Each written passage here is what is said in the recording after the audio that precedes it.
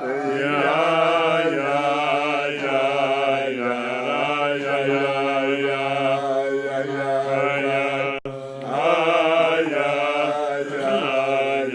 was explaining something that would seem to be a bit odd.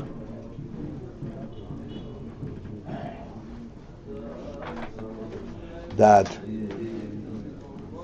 the fact that shoresh keilim is from the reshimu, which is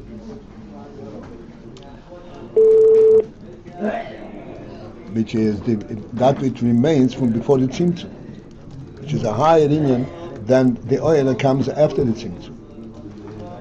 And yet, we say that this is keilim, hagvul, and the oil, this represents oil itself.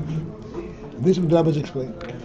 Particularly in the fact that this oil, as we said all the time, all along, this is the important thing, this oil extends wherever you find oil. There is that element of the shoresh mokir in it, of the highest element. This is what he's explaining. That there are two systems, two distinct systems.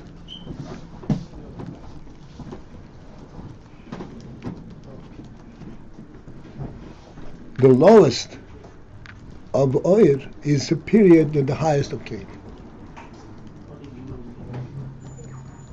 We have it in our own world. We have similar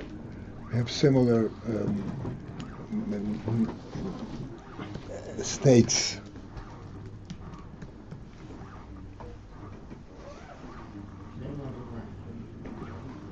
We're not going to go into it now because it's quite a clear thing. But as we go, we'll have a chance to relate to it and see what the significance of that is. All right. So we'll start 3 lines from the bottom on page Lamed Aleph. At the end, shoresh keilim nimshechu reshimu. The shoresh of the keilim is nimshach from the reshimu. Shehu shoresh koyach hagvul. The reshimu is the root, the shoresh of the koyach hagvul, of the capability in gvul.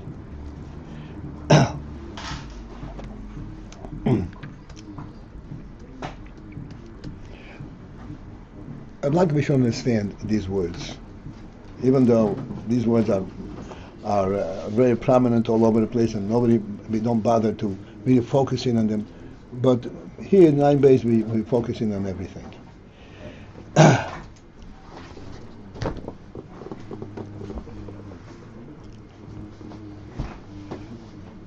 And we're going to use our common mishalim.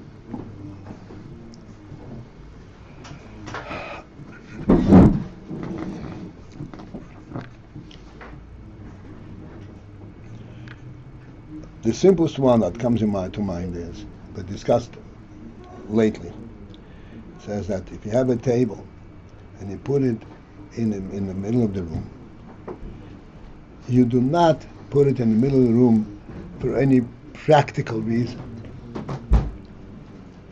so that it would not take up more room than it needs. It should be accessible and so forth.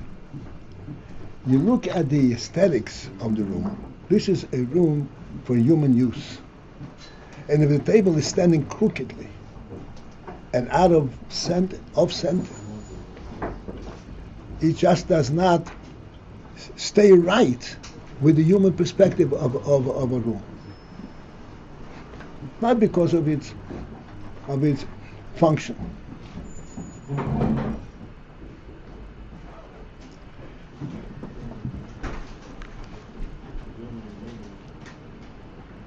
And thus, there is a concept that identifies the right place where the table really belongs.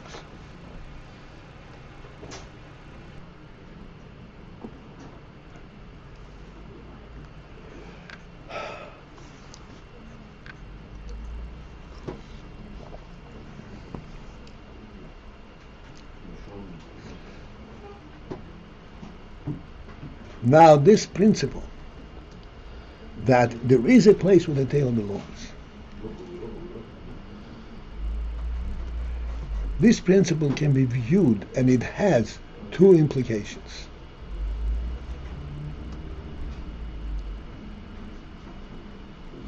There's a place where it rightfully belongs because that is what the room stands for.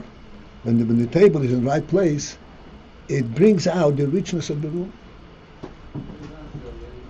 It fits in and it brings out what this room is about.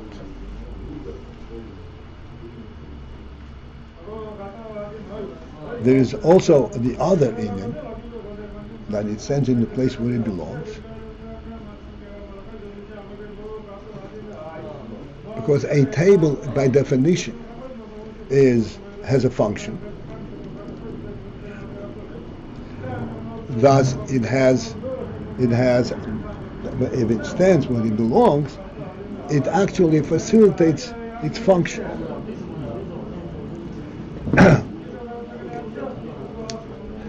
Let me step back a little bit. I hope you understand this in here. I always mention what the Gemara says, Odem shein lebayis ein yom, that a home is a primary definition of human presence in the world. We discussed this a lot. This is a very important, very rich principle. Now, when one has a home, what does a home mean? A home means that which accommodates a human being in every respect. A human being has many functions. He has to sit, he has to eat, he has to sleep. A home accommodates a human being in all of his functions. These functional elements that come along with home,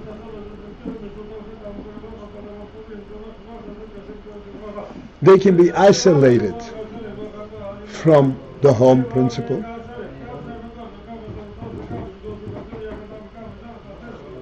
and at the same time they're also part of the home principle.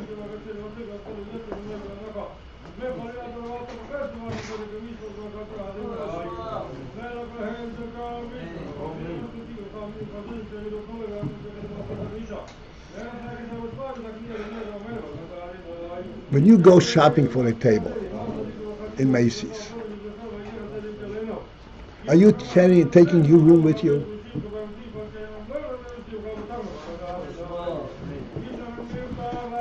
The room remains where it is. And you go and look for a table. That table is a table. When you buy it, it's an independent presence of a table. When you bring it home and you put it in your room, it becomes part of the room.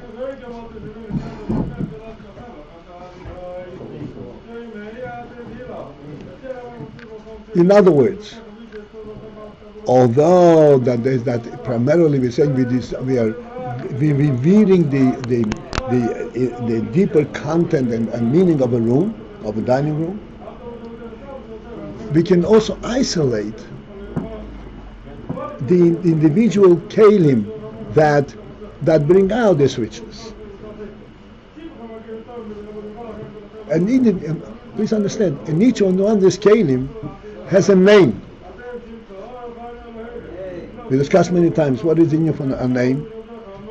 You know, the Torah speaks a lot about names. The Rebbe gave names and gave other Mauritian the function. A name means that something which is a standalone entity. Isn't a name? It has a reality of its own. Something that is not a reality of its own does not have a name. There's only a functional description. And only a human being has a name? A personal name? Yes, only a human being. When we talk about names, do we mean a human being? No, when we talk about names of animals, all the reason named all the animals, because each animal had a godly definition of what this animal is about. Surely the human being, this is the pinnacle of all that.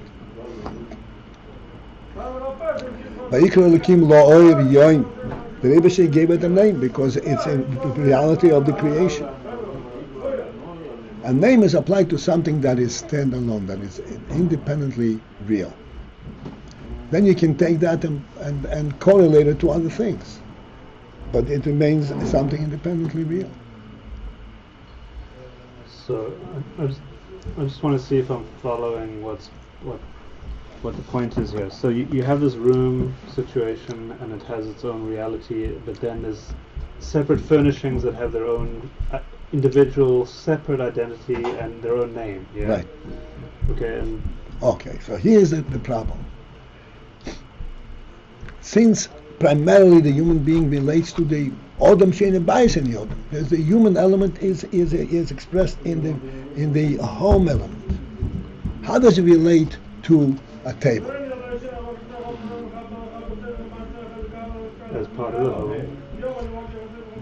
That's right, part of the home. But then we said that each element in the room, in the home, has a name of its own. This is the table. This is the bed.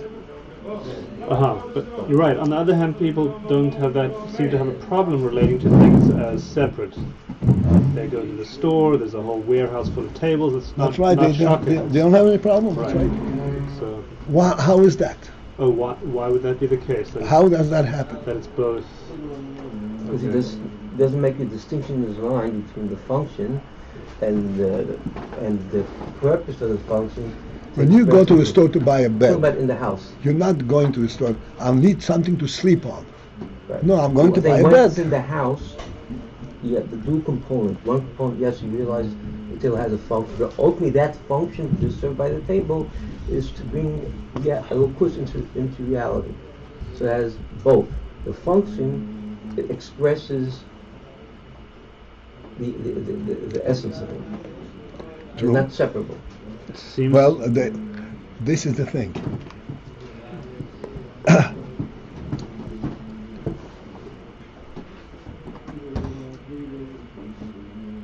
They have separate presences. The Horai, they each have a name. Every piece of furnishing in the home has a name. This is a table, this is a bed. You don't refer to a table a place to eat at, or a chair by a place to sit on, or a bed a place to sleep on. They are real presences.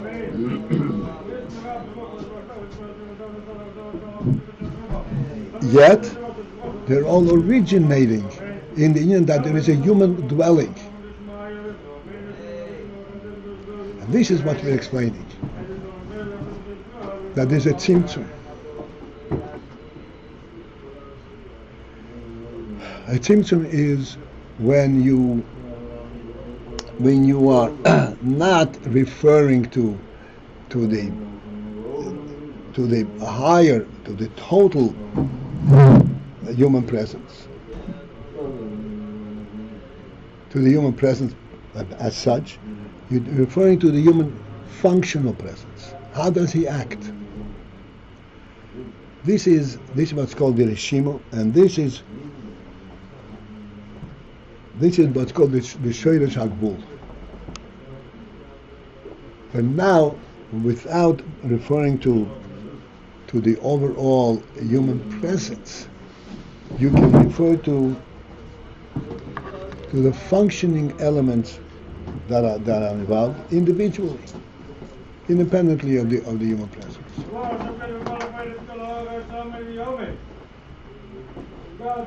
That permits you to relate to the gvulim, to the finite entities within finite entities that are born, that come out from the human being, but they're finite entities on their own.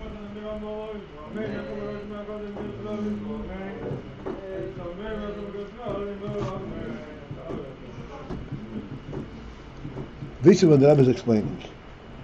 That shoresh keilim is reshimu, and the shoresh kei hagvul, the shoresh of kei hagvul. Once reshimu we discussed it last time. The reshimu is the reshem of that which remains after the melech walks away.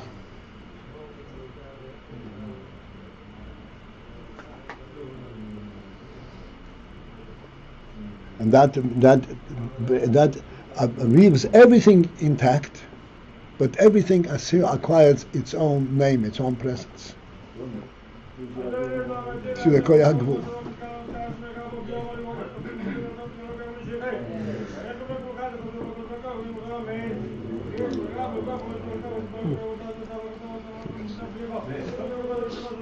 There's a halacha regarding a melech, and it reflects itself in Tanakh in a very severe manner, that in the presence of the melech, you may not refer to a minister, to an officer, with any title. Whether he is a foot soldier or is a 5-star general, he is of equal rank. He goes into a category with Eved HaMelech, one in the service of the king. If you refer to a 5-star general with an honorable title in front of the king, this is called blasphemy, this is called rebellion. Which means you don't recognize the infinite superiority, supremacy of a king. You think of the king also from a functional perspective. But these are in completely different reality. But in the absence of the king, of course, when you approach a 5-star general, you approach him differently than a foot soldier. And if you don't, you get punished.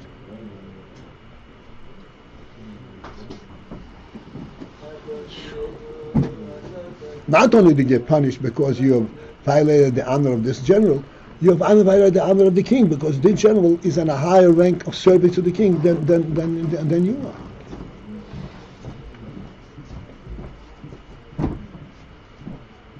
As we always explain, might as well, this is a good, valuable thing. I always explain, we speak in terms of self-respect. A human being must maintain self-respect. He must always be clean. Must always be decently dressed. The best idea of his financial ability, but it has to be taken care of. Oh, self-respect. A person has to honor him. No, you're honoring the Creator. And if you are violating that, you are saying that the Creator created something which is not worth to be respect.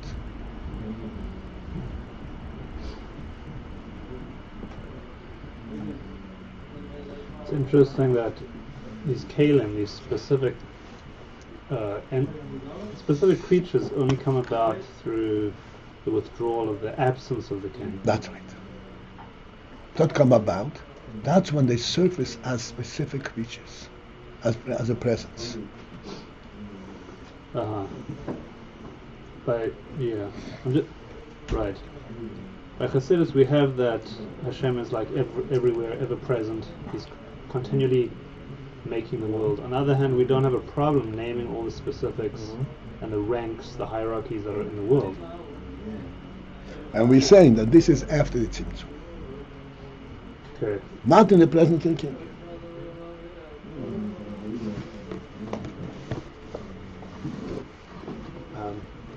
Someone called in asking if someone went in a church, someone mentally died, if you could go in to bring him out. Someone into a king and he saw him, and he can enter the church to drag him out of there. Yes.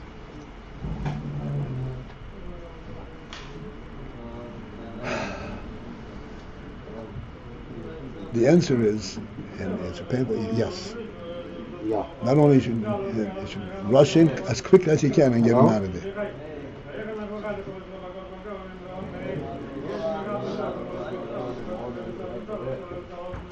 What if he doesn't want? What if he doesn't want to get? You grab him by his pants. By his coat leg. Drag him out. Drag him out. Like the Rebbe says that a person want to jump into war to save a woman, it's a chassid shaykh. And he goes into The Gemara says that. Yeah, the same Rebbe quotes the Gemara. Yeah, same thing here. Who knows what you can do with him in the church if he's acting very bloody?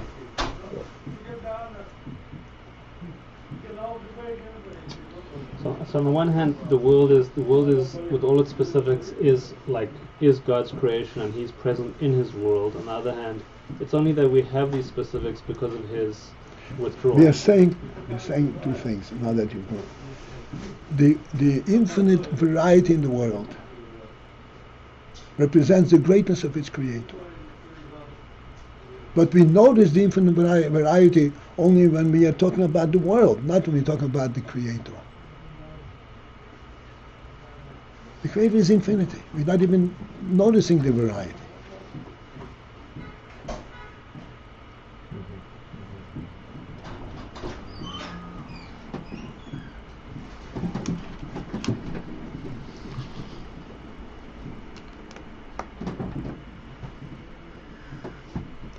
And okay, so let's finish this line. Avo moiches timo de atiko. So schön ist kein großes keilim. Avo moiches timo de atiko. Okay, now that we've come to this, let me just give a full definition of the word keilim. We have done it many times, but now I think we'll be able to relate it. But the word keilim means a means to hold on to something.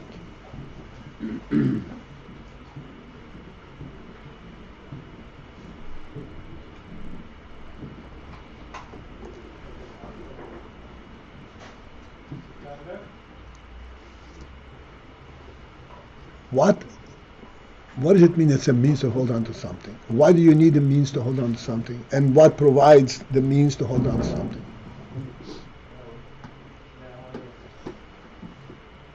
Like we explain all the time. You cannot grasp something which is not graspable, which is infinite.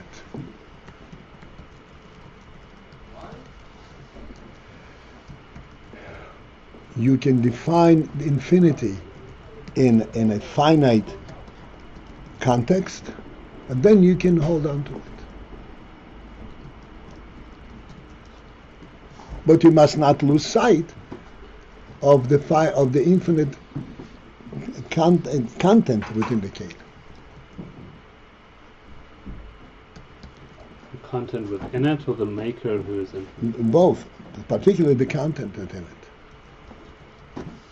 You can grab somebody's hand. Did you grab the talent that's contained in the hand? What is the hand about? Like we spoke the other day.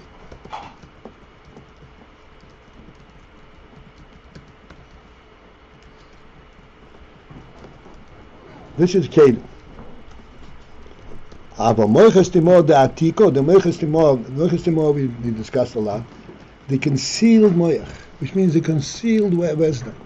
What is concealed wisdom? Again, what does it mean in concealed wisdom? How is wisdom concealed? If it's wisdom, so I know what I know. The answer is that this is concealed because this wisdom is a direct flow from the source of wisdom. That's why there is this wisdom, even though it's concealed.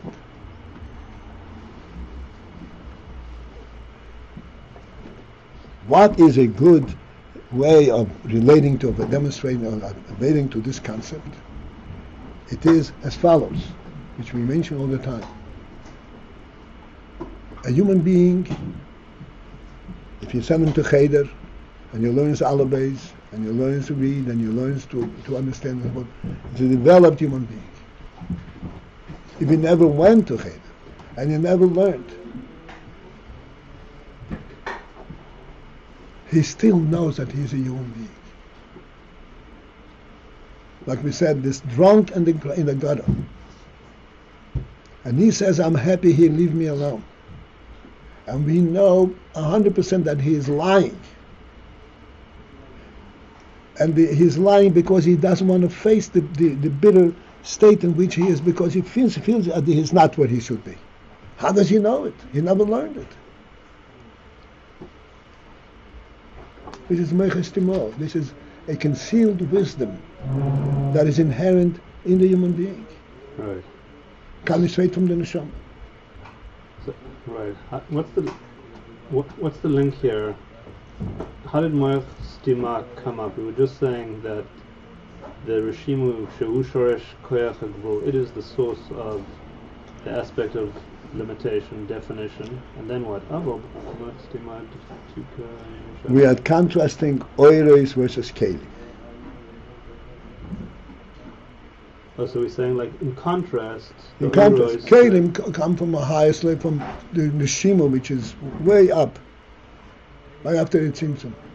That's where keilim are coming from. Says Agvul, from the reshimu. Atik is a quote unquote much lower rank in the Hishtalshalos. Oh, so it's like, okay, the root for vessels, keilim, is higher than the origin of light? Right. Okay. The origin of light, as far as we're concerned, in Atzilus. But Mechasimote Atiko Nimshach Me'akav, that comes from the kav. Shehu Bechinas Ha'oir, which is the aspect of oir.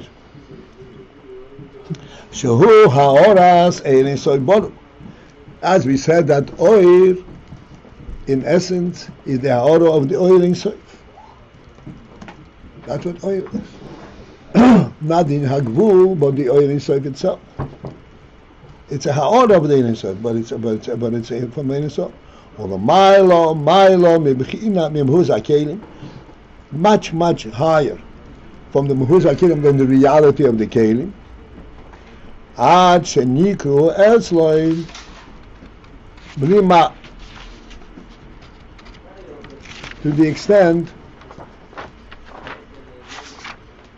extent we're not going further. To the extent that relative to the keilim, the oiros are called blima. Let me explain the significance of the word blima. We've done it in the past because we talked about pshitus. You have to understand the fundamental principle. Like we say always in the Rambam, the first principle is to know that there is a first being. A first being has no defining elements. It doesn't have a presence. You cannot even ask the question, what's that? What kind of presence is it? Presence is already a creation. It's a worldly concept. Godliness is not a worldly concept. It's not a presence.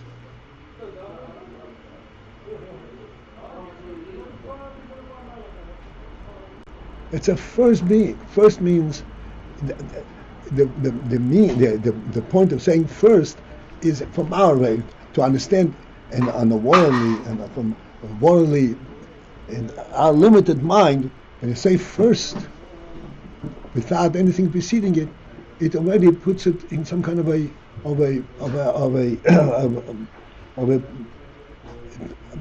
out of reality presence. Because in our reality it means that you have a presence. What this develops and does, and this the principle of development, the principle of what's it called again? Evolution. Evolution. One thing develops into something else.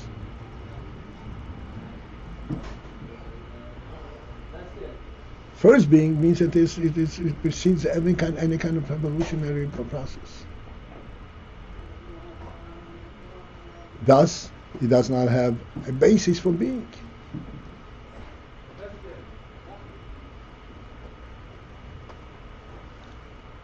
Doesn't have a basis for being means that it has no means by which it can define unlimited.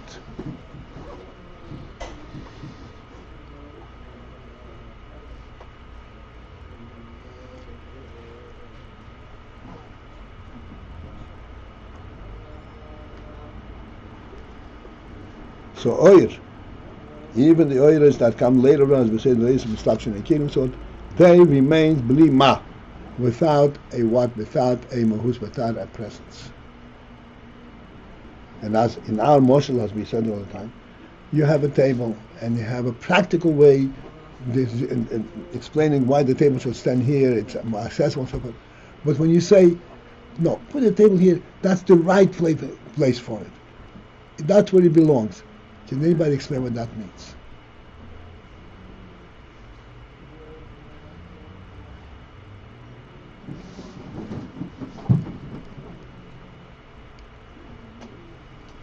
There is no explanation for it.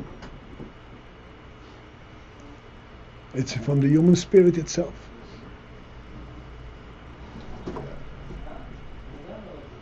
What means explanation? Huh? What means explanation? Explanation means what is the consequence if it is not put in the right place. Question. What is there a right way or wrong? Can the Rebbe please explain or as compared to reshimu?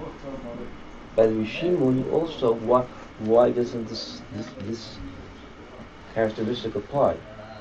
Because the reshimu means that the reality of the source, the etzem, oil is always an emanation from the etzem. The etzem is absent, and then it becomes a reshimu. It's left over from the etzem. Take the human being out of his home, and what do you have? 4 walls and furniture. Have you said, you have a house. With the human being, it's a home. Take the human being out of it's a house. House in the desert. Huh? Famous motion. A house in the desert. House in the desert. It's a house. In a way, what you have left is the meal without the host, which we said before is not worth a hill of beans. That's also the shame. All right, gentlemen, I must run. Okay, call to. I hope to see everyone tonight. Oh, don't forget. Yeah, that's.